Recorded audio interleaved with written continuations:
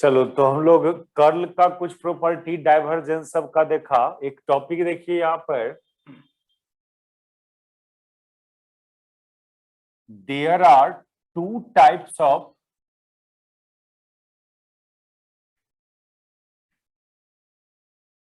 Vector field. हम लोग scalar and vector field को डिफाइन किया था पहला क्लास में। Scalar field and vector field का टाइप्स की बात कर रहे हैं। दो टाइप का वेक्टर फील्ड डिफाइन होता है, जिसमें एक को बोलते हैं हम लोग सोलेनोइडल वेक्टर,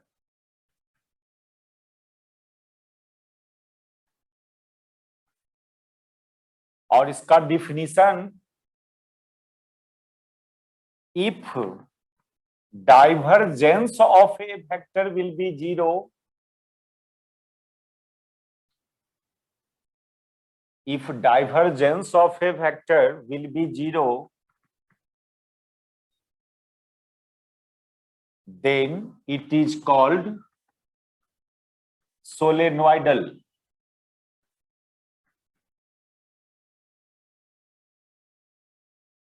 जिस वेक्टर का डाइव जीरो, उस वेक्टर को सोलेनोइडल, दैट इज मैथमेटिकली, मान लो कि यदि हम लोग div vector v equal to zero कर दिया तो वेक्टर v को सोलेनोइडल बोलेंगे।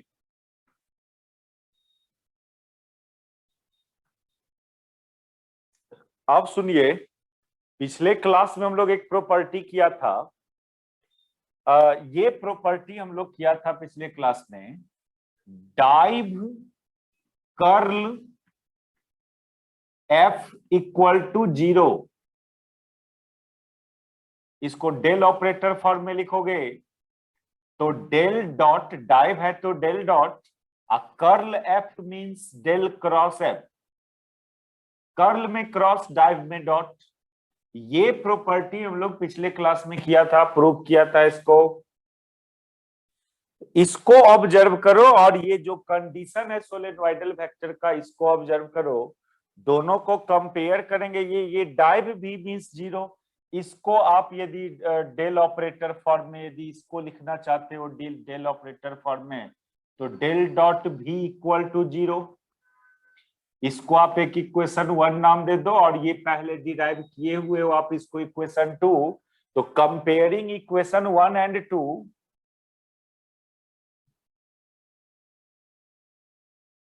कंपेयरिंग वन एंड टू, इससे ये क्लियर हो जाता है कि वेक्टर v की जगह क्या है, del cross f, vector v की जगह कर्ल f। इसको कंपेयर करते हो आप तो ये क्लियर हो जा रहा है यहां पर कि vector v equal to del cross f।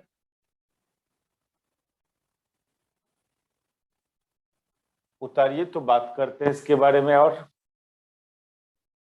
देखिए, ये तो डिफिनीशन हुआ या कंडीशन। जिस वेक्टर का डाइवर्जेंस जीरो, उस वेक्टर को सोलेनोइडल वेक्टर बोलोगे।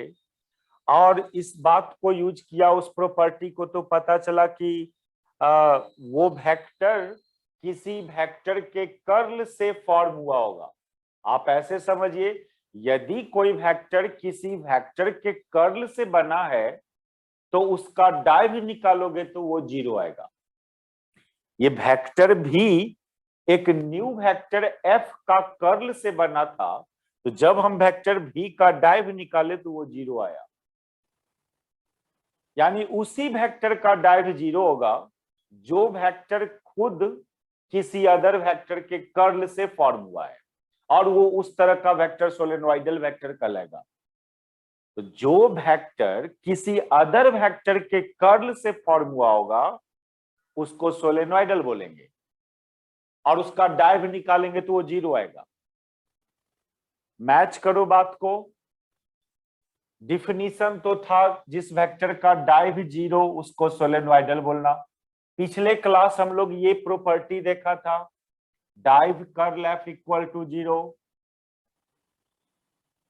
Del dot del cross F equal to zero, यानी वेक्टर भी equal to del cross F.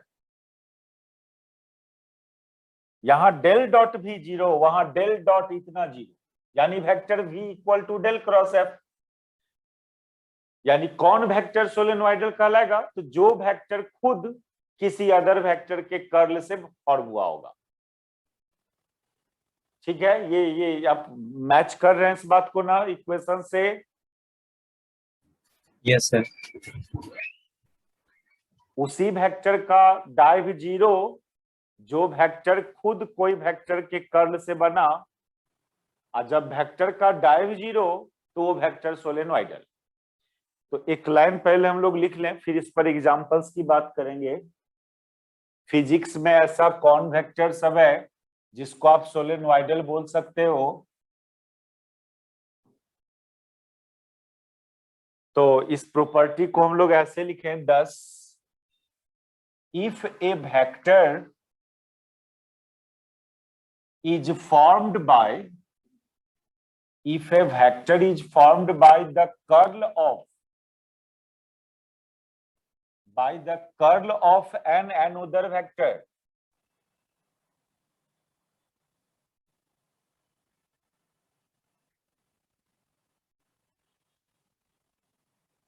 then that vector is called solenoidal.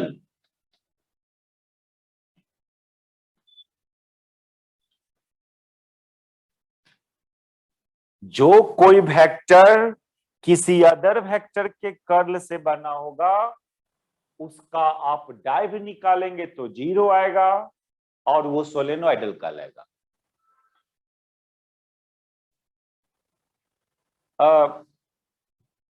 Magnetic field vector का डाइव जीरो आता है always.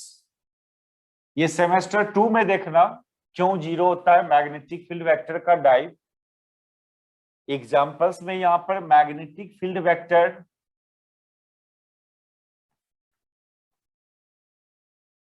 जिसको आप वेक्टर बी से डिनोट करते थे,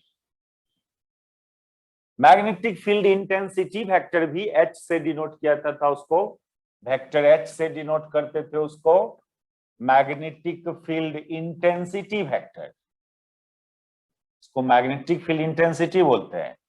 ये सबका डाइव जीरो आता है। आप डेल डॉट बी फाइंड करेंगे तो वो जीरो आएगा, या डेल डॉट एच फाइंड करेंगे वो भी जीरो आएगा। ऑलवेज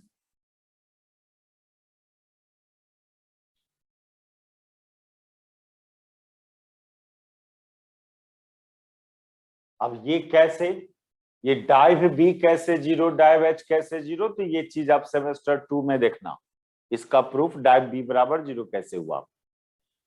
अभी एग्जांपल्स में लिखो magnetic electric field intensity vector, electric field intensity vector solenoidal नहीं है, वो कंजर्वेटिव वेक्टर है, उसको बात अभी हम कर रहे हैं। और कभी कभी क्या होता है कि लिक्विड का वेलोसिटी वेक्टर का डाइव निकालते हैं तो वो जीरो आता है। डेल डॉट बी बराबर डेल डॉट भी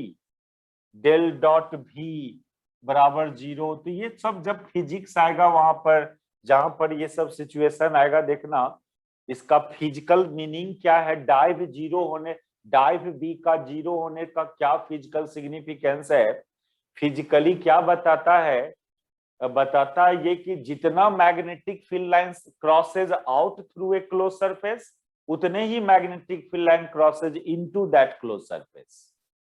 कोई क्लोज्ड सरफेस को मैग्नेटिक फील्ड में रखा तो, और मैग्नेटिक फील्ड में रखा तो मैग्नेटिक फील्ड लाइंस का क्रॉसिंग होगा, जितना लाइंस इनटू क्रॉस करेगा उतने ही लाइंस आउट क्रॉस करेगा। तो ऐसा बात जिस किसी भी वेक्टर के लिए होगा उसका डाइव जीरो आएगा। डाइवर्जेंस जीरो, डाइवर्जेंस का ऐसे मीनिंग होता है दूर जाना। कन्वर्जेंस सर तो electric field, sir electric field के लिए भी तो ऐसा होता है ना, इलेक्ट्रिक फील्ड, हाँ, इलेक्ट्रिक फील्ड इंटेंसिटी वेक्टर में del dot E zero always नहीं होता है। ये डेल डॉट ई का जनरल फॉर्म है रो बाई इप्सिलॉन नॉट, ये भी सेमेस्टर 2 में, जब रो 0 होगा तब ये 0 होगा। दूसरा लिखिए, दूसरा है irrotational vector. Second, irrotational vector, या इसी को कंजर्वेटिव वेक्टर भी बोलते हैं। कंजर्वेटिव वेक्टर, जिस वेक्टर का कर्ल 0 उसको इरोटेशनल और conservative.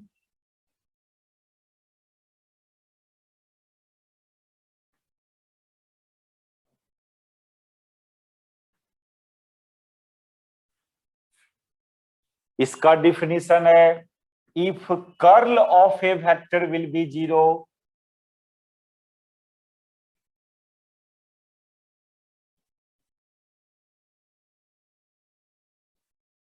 Curl of a vector will be 0, तो उस वेक्टर को आप इरोटेशनल और कंजर्वेटिव, तो ऐसे समझे, डेल क्रॉस भी,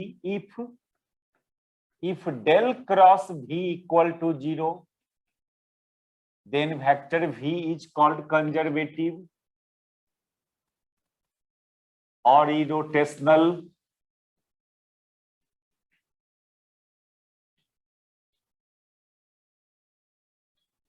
फिर इसमें हम लोग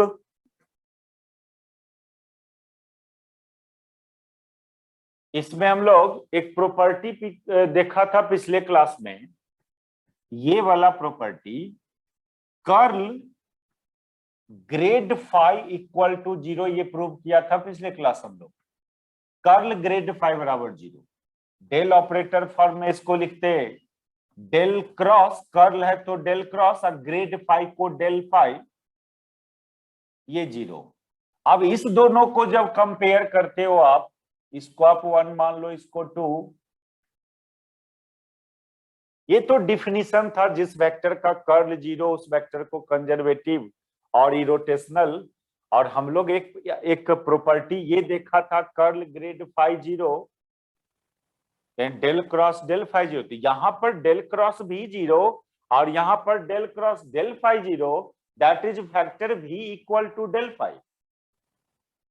इसको कंपेयर करते हैं तो वेक्टर v की जगह डेल फाई है, दोनों का RHS 0 है, दोनों में कर्ल लगा हुआ है, कंपैरिजन कीजिएगा तो वेक्टर v की जगह del phi.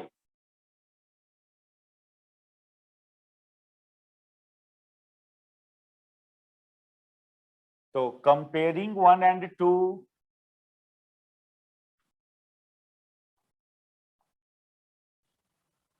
Vector v equal to grad phi, यानी बात ये हुआ कि यदि कोई वेक्टर किसी स्केलर फंक्शन के ग्रेड से फॉर्म हुआ होगा, हम लोग पहले से जानते हैं कोई स्केलर फंक्शन का ग्रेडियंट निकालोगे तो वो एक वेक्टर फंक्शन देता है, ये सब बात पहले बोले हुए हम लोग। किसी स्केलर का ग्रेडियंट वेक्टर फंक्शन के बराबर आता है, और वो वेक्टर का आप कर्ल निकालेंगे तो 0 आएगा।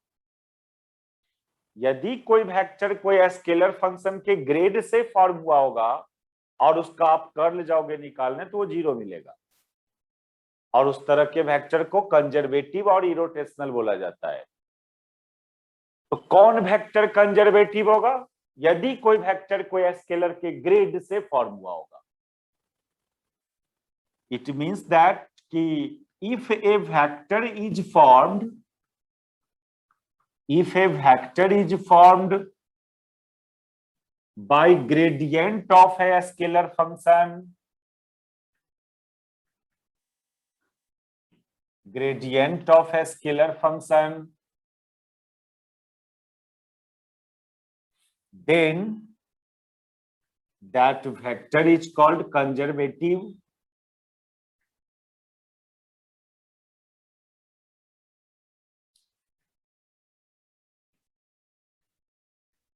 कंजर्वेटिव या इरोटेशनल।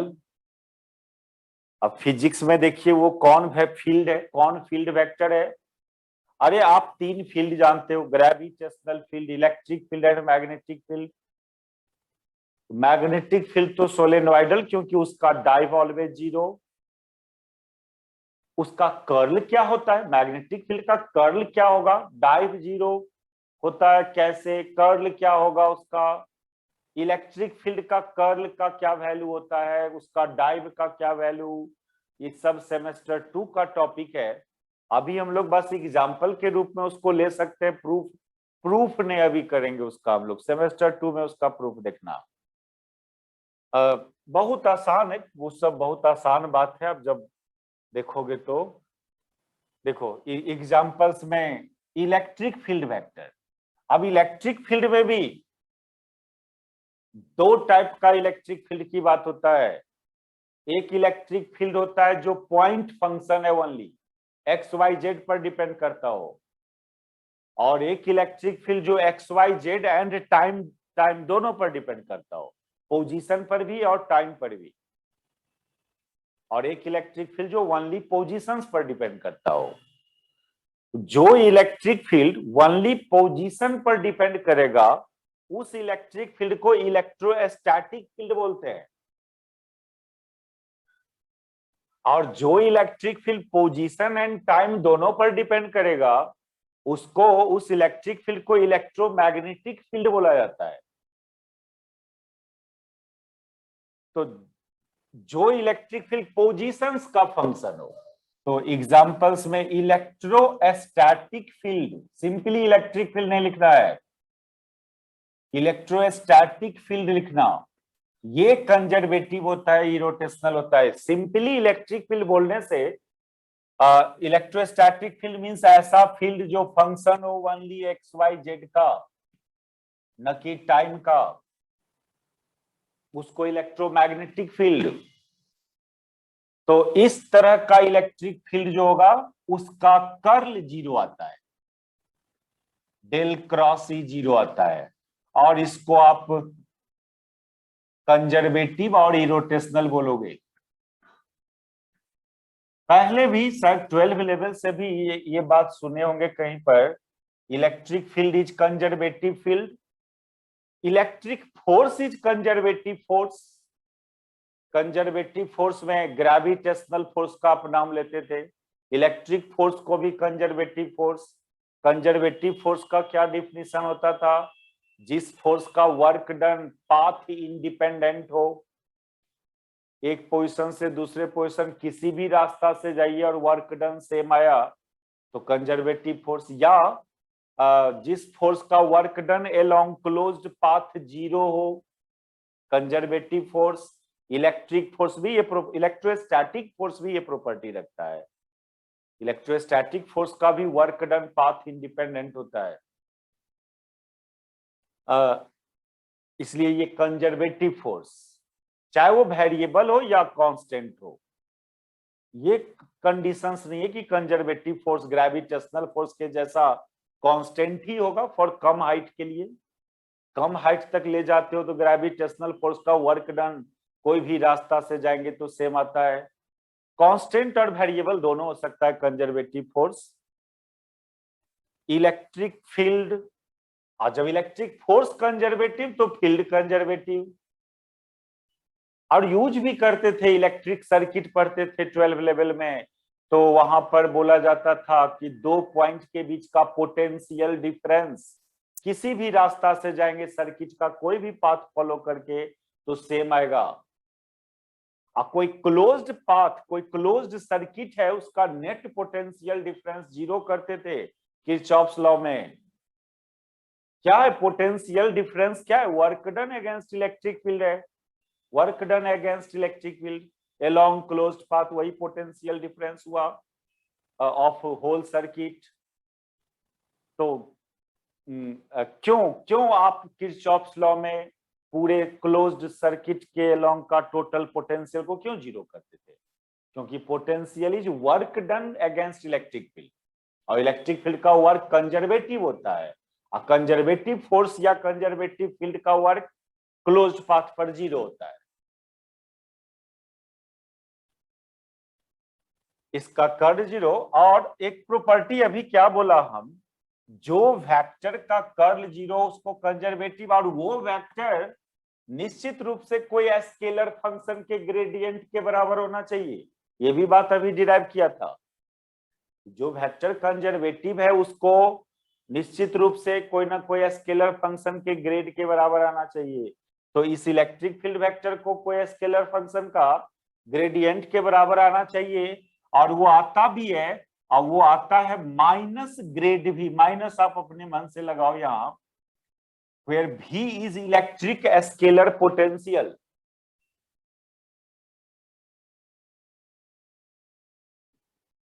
सिंपली इलेक्ट्रिक पोटेंशियल मत बोलना इसको, इसको इलेक्ट्रिक स्केलर पोटेंशियल बोलना।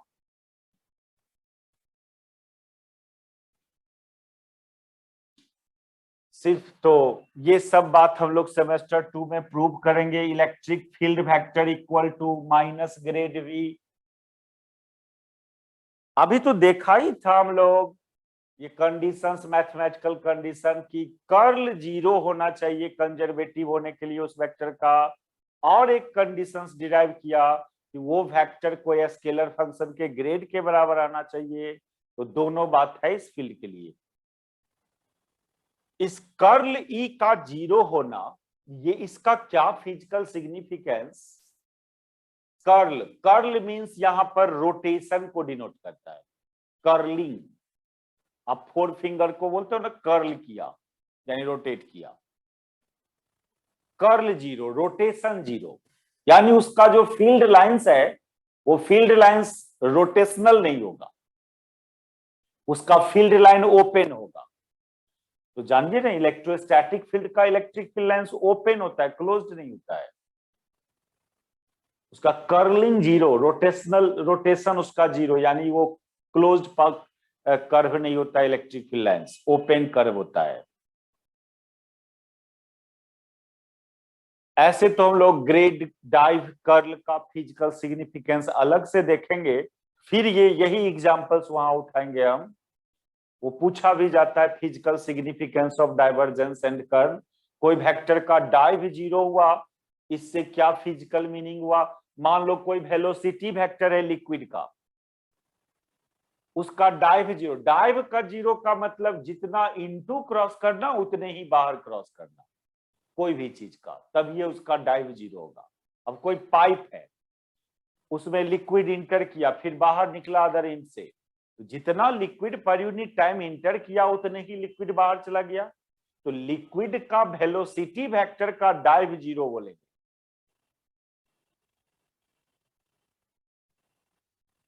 कर्ल 0 होना किसी वेक्टर का, यानी उस वेक्टर का जो फील्ड लाइन है वो रोटेशनल नहीं होना, क्लोज्ड नहीं होना, ये फिजिकल मीनिंग हुआ उसका कर्ल 0 होने का। तो अभी तो वेक्टर कैलकुलस देख रहे हो, इसका फिजिकल एप्लीकेशन तो नहीं देख रहे हो, वो सेमेस्टर 2 से देखोगे। ये सब जो भी कुछ पढ़ रहे हैं सेमेस्टर 2 से इसका एप्लीकेशन स्टार्ट होता है फिजिक्स का टॉपिक में, तो और क्लियरली ये सब टर्म समझ में आएगा। अभी बस एग्जांपल्स हम लिख रहे हैं।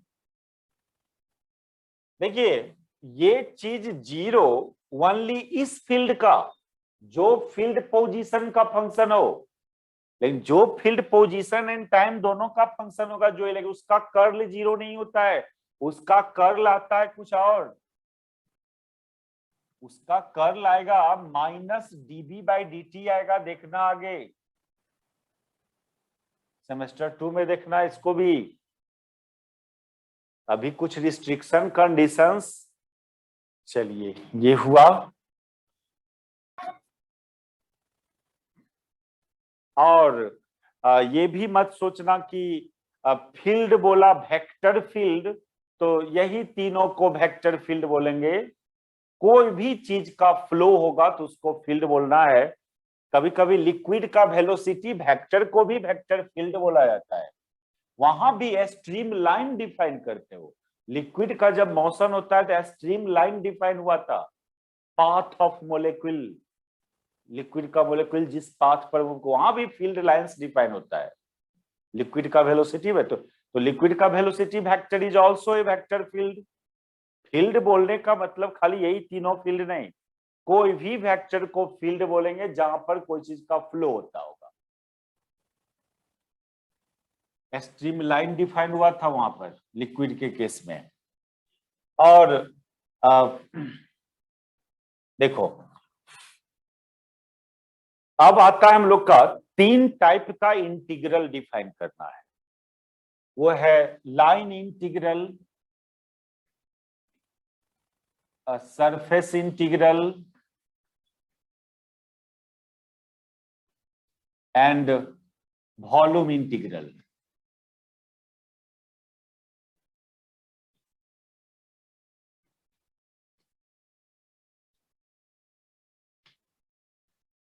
फिर इसके बाद थ्योरम देखेंगे, Gauss theorem, Stokes theorem.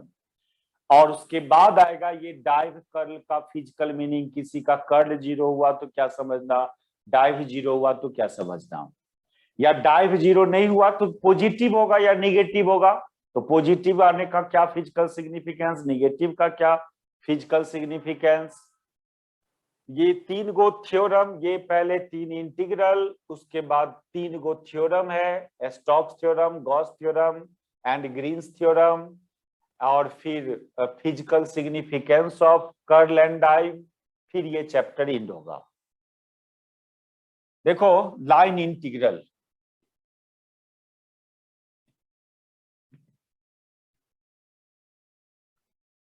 Line integral of a vector point function, या सिंपली वेक्टर फंक्शन बोल दो। Line integral of a vector point function. Suppose करो ये कोई एक वेक्टर फील्ड है, मान लीजिए इस बाउंड्री के अंदर एक वेक्टर फील्ड है। अब जो वेक्टर फील्ड हो, इलेक्ट्रिक फील्ड, मैग्नेटिक फील्ड, जो वेक्टर फील्ड हो, और इसमें एक कर्व है, वो जरूरी नहीं है वो कर्व क्लोज्ड ही कर्व हो, ओपन भी हो सकता है, लेकिन हम लोग को मतलब है ओनली क्लोज्ड कर्व से। ये लाइन इंटीग्रल ओपन कर्व के अलोंग भी डिफाइन कर सकते हो आप। लो ओपन ही कर्व की बात करें हम लोग। ये GH एक कर्व, और इस कर्व में से एक एलिमेंट सेलेक्ट करना, कहीं पर एक एलिमेंट सेलेक्ट करना, उस एलिमेंट को वेक्टर dr या वेक्टर dl से डिनोट करेंगे। वेक्टर dr से डिनोट करो या इसको वेक्टर dl से डिनोट करो। एक एलिमेंट लेना, और फिर जहां पर एलिमेंट कंसीडर किया वहां पर वो वेक्टर फील्ड होगा कुछ ना कुछ किसी भी डायरेक्शन में। मान लीजिए आप इलेक्ट्रिक फील्ड के अंदर लिए हो, तो हर जगह कुछ ना कुछ तो इलेक्ट्रिक फील्ड वेक्टर होगा। तो हर जगह का फील्ड वेक्टर से नहीं मतलब है, जहां एलिमेंट कंसीडर किया उस जगह वो फील्ड वेक्टर कितना है और किधर है। तो मान लो एलिमेंट के पोजीशन पर वो फील्ड वेक्टर इधर है और इतना है, इसको लिखना पड़ता है। Consider a curve GH in vector field.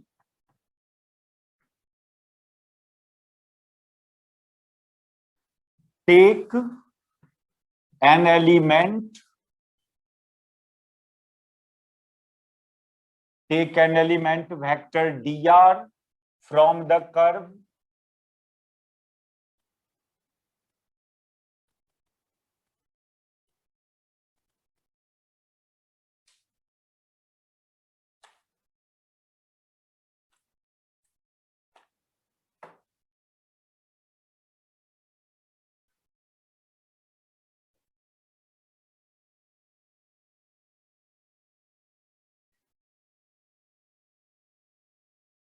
एक कर्व इमेजिन किया वेक्टर फील्ड के अंदर, उस कर्व में से एक एलिमेंट सेलेक्ट किया वेक्टर dr।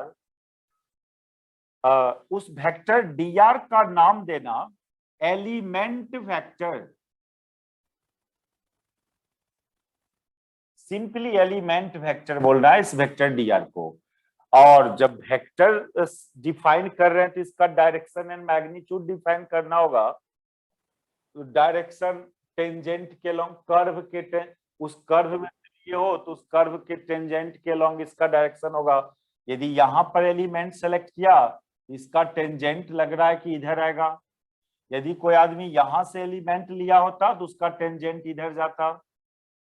और कहोगे सर इधर ही क्यों डायरेक्शन ले, इधर वाले टेंजेंट के लॉन्ग? तो वो देखिए, जब आप एम्पियर सर्किटल और बायोट सेवार्ट लॉ सब पढ़ते थे तो वहां पर एक करंट कैरिंग वायर होता था। करंट का डायरेक्शन यदि ऐसे है तो एलिमेंट का डायरेक्शन इधर वाले टेंजेंट के लॉन्ग लेते। करंट का डायरेक्शन यदि ऐसे है तो यहाँ नहीं वेक्टर दिखता है dr सर। का डायरेक्शन की बात कर रहे थे हम लोग, बोला टेंजेंट के लॉन्ग लेने। तो कौन किधर टेंजेंट तो ऐसे भी ड्रॉ कर सकते थे, ऐसे भी इधर वाले की तरफ क्यों ले? देखो यहाँ पर इधर वाले टेंजेंट के लॉन्ग भी ले सकते थे। इस एरो को जो ऐसे दिखा है वो ऐसे दिखा सकते थे। कोई करंट कैरिंग वायर नहीं है यहाँ कि करंट यदि G से H की तरफ है तो इधर वाला टेंजेंट के लॉन्ग, H से G की तरफ है तो इधर वाले टेंजेंट के लॉन्ग। यहाँ तो कोई करंट कैरिंग वायर नहीं है। यहाँ पर इंटीग्रल का लिमिट से मतलब रहेगा कि यदि आप इंटीग्रल जो करेंगे हम लोग बाद में, उसका limit from G to H करना है तो ऐसे रखिए, H टू G करना है इंटीग्रल का लिमिट तो ऐसे रखना। dr का डायरेक्शन, इसको एलिमेंट वेक्टर बोलते हैं। अब क्या करोगे, take let at the position of this element we have a vector field vector v. Let at the position of element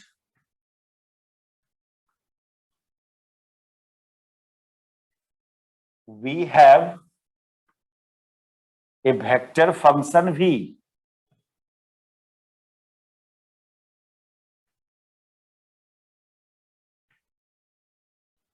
अरे आप मान लो इस कर्व को आप इलेक्ट्रिक फील्ड में रखे हो तो हर जगह कुछ ना कुछ इलेक्ट्रिक फील्ड तो होगा ना। तो हर जगह का इलेक्ट्रिक फील्ड से मतलब नहीं है, जहां एलिमेंट लिया गया वहां पर क्या इलेक्ट्रिक फील्ड है उससे मतलब रहेगा। एलिमेंट के पोजीशन पर वो वेक्टर क्या है उससे मतलब रहेगा। तो अभी ई इलेक्ट्रिक फील्ड ही क्यों लिखे, क्योंकि ये तो जो लाइन इंटीग्रल डिफाइन कर रहे हो मैग्नेटिको फील्ड के लिए डिफाइन होगा। एक जनरल एक वेक्टर फील्ड वेक्टर भी मान लिया, भी की जगह ई भी हो सकता है, बाद में बी भी हो सकता है। तो इतना काम किया हुआ हो जाए तो अब चलेंगे डिफाइन करने। ये सब भी डिफाइन करने के अंदर है, ऐसा नहीं ये सब बात आपको लिखना होगा डिफिनीशन में। Then line integral of vector v along the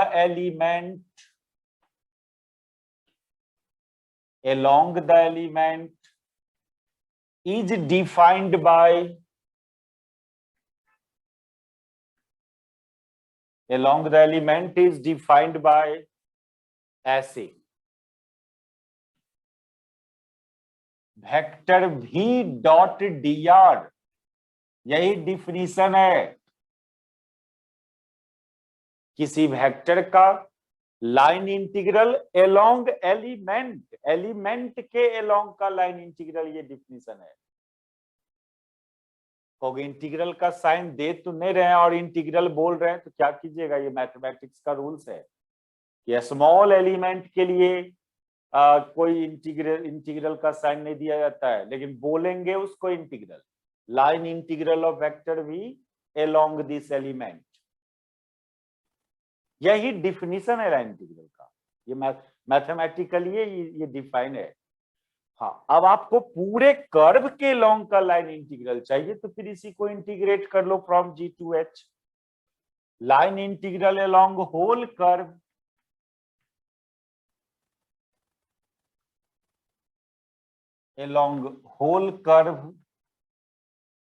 तो फिर इसमें आप अपना इंटीग्रल का ये साइन डाल सकते हो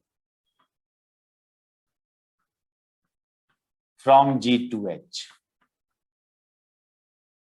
और यदि कर्व क्लोज्ड होता तो फिर उसके लिए इंटीग्रल में एक नोटेशन करते हैं हम लोग, line integral along closed curve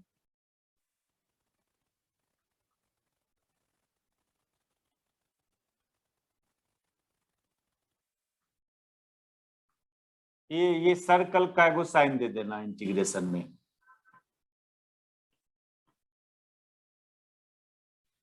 ये रूल्स भी सीख लिया कैसे फाइंड करना होगा फ्यूचर में लाइन इंटीग्रल कोई कर्व के लॉन्ग। तो पहले आप उस कर्व में से एक एलिमेंट लेना, एलिमेंट का डायरेक्शन उक्शन दिखाना, फिर उस एलिमेंट के पोजीशन पर क्या है वो वेक्टर फील्ड वो दिखाना, फिर दोनों का डॉट प्रोडक्ट कर देंगे और जहां तक आपका लाइन इंटीग्रल निकालना है आप सुटेबल लिमिट में इंटीग्रेट करोगे।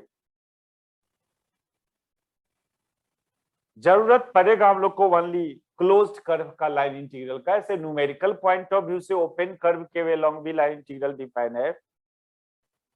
देखो ये डिफिनीशन लाइन इंटीग्रल का, और इस इंटीग्रल को चाहे इसको कार्टेजियन कंपोनेंट फॉर्म में एक्सप्रेस किया जाता है। मिटाते हैं इसको ऊपर।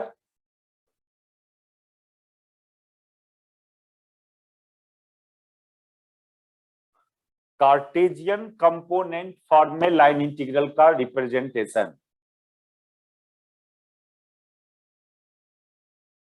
तो उसके लिए क्या करना, आप वेक्टर v को कार्टेजियन कंपोनेंट फॉर्म में जानते हो, vxi plus vyj plus vz के, एंड वेक्टर dr ये डिफाइन होता है कैसे, dxi plus dyj plus dz के। फिर इस दोनों का डॉट प्रोडक्ट है, डॉट प्रोडक्ट कर लेंगे। ये वेक्टर v डॉट dr होगा vx dx plus vy dy plus vz dz। फिर इसमें सब्स्टिट्यूट कर दो, हेंस लाइन इंटीग्रल इन कार्टेजियन कंपोनेंट फॉर्म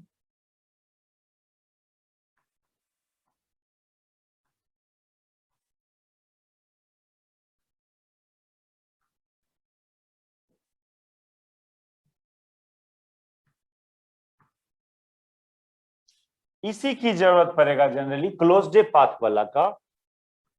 लेकिन ये मत समझो कि क्लोज्ड पाथ के लिए ओनली वैलिड होता है ये। तो ये हो जाएगा vx dx plus vy dy plus vz dz। ये कंपोनेंट फॉर्म में यदि एक्सप्रेस करना है तो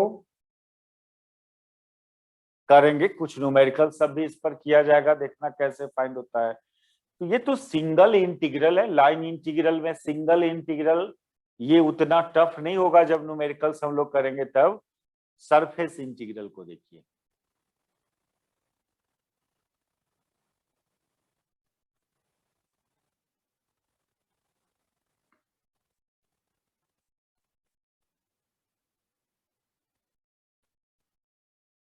ये रूल्स हुआ। जिस किसी भी कर्व के लॉन्ग लाइन इंटीग्रल फाइंड करना, सबसे पहले एक एलिमेंट लेना, उस एलिमेंट के अलोंग पहले लाइन इंटीग्रल फाइंड किया जाएगा, फिर इंटीग्रेट करेंगे।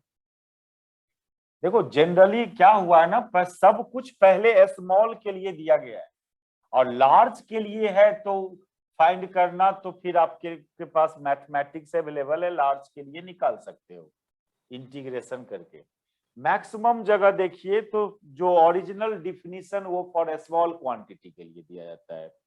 वर्क डन ही डिफाइन करते थे तो स्मॉल वर्क डिफाइन करते थे, F dot D R. Large work निकालना है तो इंटीग्रेशन आप यूज करो। पावर ए डिफाइन करना है तो small work done per unit time से डिफाइन होता है। वेलोसिटी ए डिफाइन है तो small displacement by small time interval. ये सब एक पैटर्न है फिजिक्स का मैथमेटिक्स से रिलेट करने का।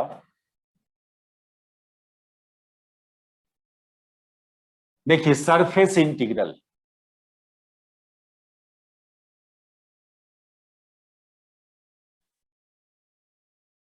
ट्वेल्व से सब कुछ देख के आए हो आप, सब काम किए हो 12 में। पर्सनल नाम नहीं लिया जाता था कि हाँ यही सरफेस इंटीग्रल है।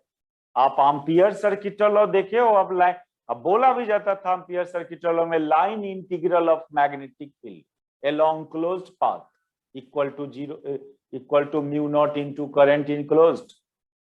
सरफेस इंटीग्रल भी आप देखें गॉस थ्योरम में, ई डॉट ds सब कुछ देखा गया है।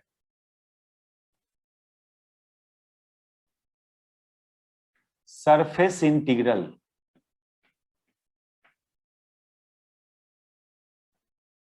ऑफ वेक्टर फंक्शन, जैसे लाइन इंटीग्रल डिफाइन किया उससे पहले एक वेक्टर फील्ड इमेजिन किया, उस वेक्टर फील्ड के अंदर एक कर्व लिया था। अभी आप क्या करना, उस वेक्टर फील्ड के अंदर एक आर्बिट्ररी एरिया लेना। लाइन इंटीग्रल कर्व के लिए एक लॉन्ग डिफाइन होता है और surface integral over area define होता है। यहां एक एरिया इमेजिन करे, एस अमाउंट का एक एरिया। फिर क्या किए थे वहां पर हम लोग, वो कर्व में से एक एलिमेंट सेलेक्ट किए थे, तो यहां पर इस एरिया में से एक एलिमेंट सेलेक्ट करो, और एरिया में से एलिमेंट लोगे तो एक छोटा सा रेक्टेंगुलर एलिमेंट लोगे। कोई कर्व में से एलिमेंट लेना होता है तो एक छोटा सा स्ट्रेट पोर्शन लेना होता है। एरिया में से, सरफेस में से एलिमेंट लेना होगा तो एक रेक्टेंगुलर एलिमेंट लेंगे, क्योंकि this arbitrary area can be formed by A number of rectangular element. ऐसा बहुत सारे रेक्टेंगुलर एलिमेंट को सजा देंगे तो ये एरिया बन जाएगा। जब वॉल्यूम में से एलिमेंट लेना होगा तो एक क्यूबिकल एलिमेंट लेंगे। वैसा बहुत सारे क्यूब को सजा दोगे तो वो वॉल्यूम बन जाएगा। ये सब मैथमेटिक्स का रूल्स है, ये सब काम करना। एक आर्बिट्ररी एरिया हो तो कैसे फॉर्म उसको एक यूनिक एलिमेंट कैसे ले कि जिसका एरिया वॉल्यूम ये सब देखो, हम लोग जो फॉर्मूला जानते हैं एरिया का, वो किसके लिए, रेक्टेंगल के लिए जानते हैं, स्क्वायर के लिए जानते हैं, ट्रायंगल के लिए जानते हैं, सर्कल की। किसी भी आर्बिट्ररी एरिया के लिए फॉर्मूला अवेलेबल नहीं है। तो क्या करना होता है, उस आर्बिट्ररी एरिया को वो यूनिक एलिमेंट में जिसका फॉर्मूला अवेलेबल है, जिसके लिए उसमें कन्वर्ट कर देते हैं। कहोगे आप इसको आप बहुत सारे सर्कुलर एरिया में क्यों नहीं कन्वर्ट किए?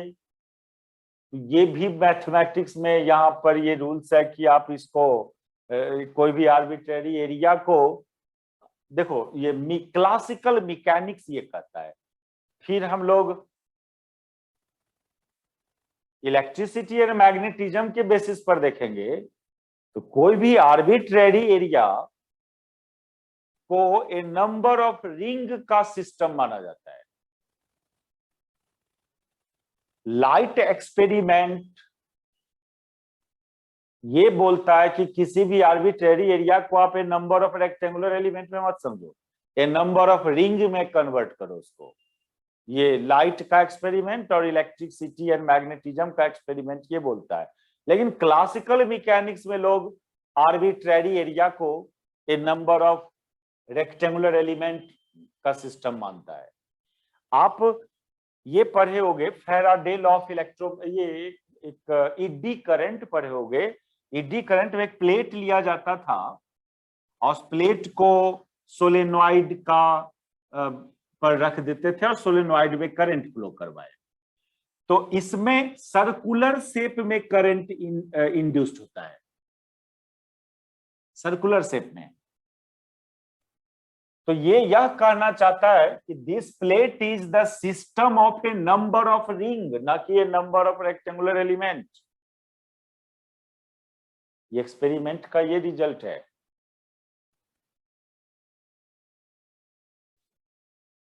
बहुत सारे लाइट एक्सपेरिमेंट है, वो भी यही कहता है कि आप एक आर्बिट्ररी एरिया को ए नंबर ऑफ रिंग ही मानो।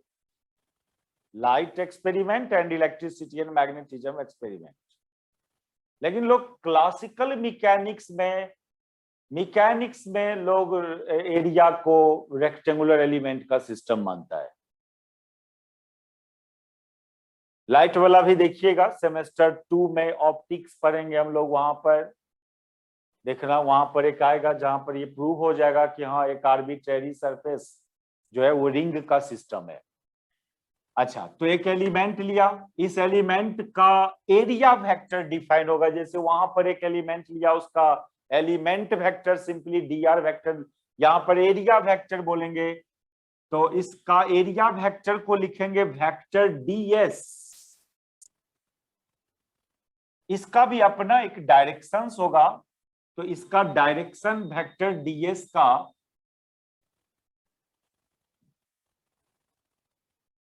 आउटवर्ड नॉर्मल, ये सुने भी होंगे गॉस थ्योरम जब पढ़े होंगे तो। गॉस थ्योरम में भी एक एरिया एलिमेंट, एरिया वाला एलिमेंट लेना होता था, उसका डायरेक्शन के बारे में बोला जाता था outward normal to the area. देखो, आउटवर्ड बोलना या इनवर्ड ये तब सही है जब एरिया क्लोज्ड हो। क्लोज्ड एरिया में से वो टुकड़ा लिए होंगे तब आउटवर्ड इनवर्ड मीनिंगफुल होता है। ओपन एरिया में से यदि एलिमेंट लोगे तो फिर आउटवर्ड इनवर्ड, ये कौन नॉर्मल रहेगा, तो नॉर्मल के अलोंग वेक्टर ds का डायरेक्शन उस एरिया पर नॉर्मल ड्रॉ किया, जब किधर वाला नॉर्मल की तरफ होगा वहां आउटवर्ड इनवर्ड का तो कोई बात नहीं है। क्लोज ओपन एरिया में, क्लोज्ड एरिया होता तो पता चल जाता कि हाँ आउटवर्ड नॉर्मल ये है।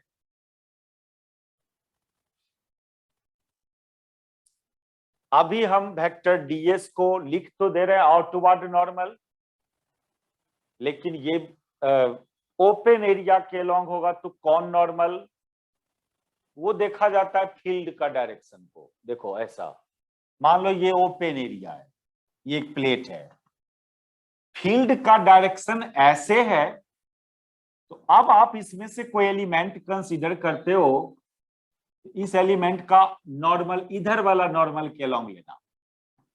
और यदि फील्ड का डायरेक्शन ऐसे होता तब आप एक एलिमेंट कंसीडर करोगे, तो अब इधर वाले नॉर्मल के अलोंग वेक्टर ds का डायरेक्शन लेना।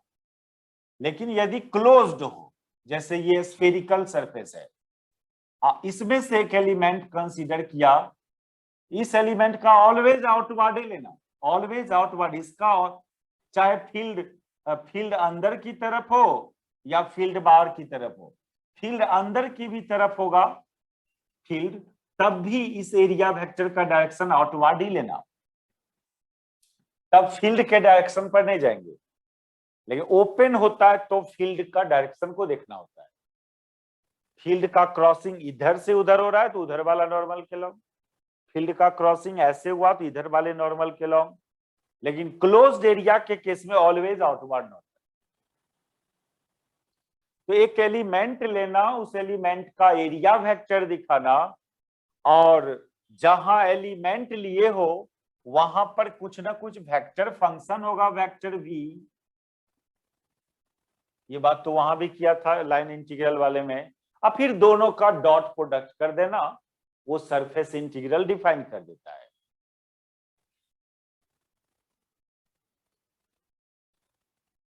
ये सब पहले लिखेंगे हम लोग। Consider an element from the rectangular element from the arbitrary area having area vector ds directed outward normal to the area।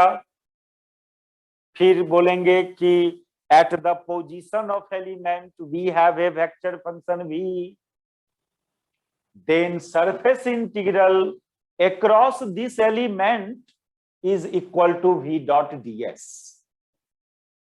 ये सब बात तो नेक्स्ट क्लास में इस सब बात को हम लोग लिखते हैं, इसको देखना तब तक आप लोग अपने से।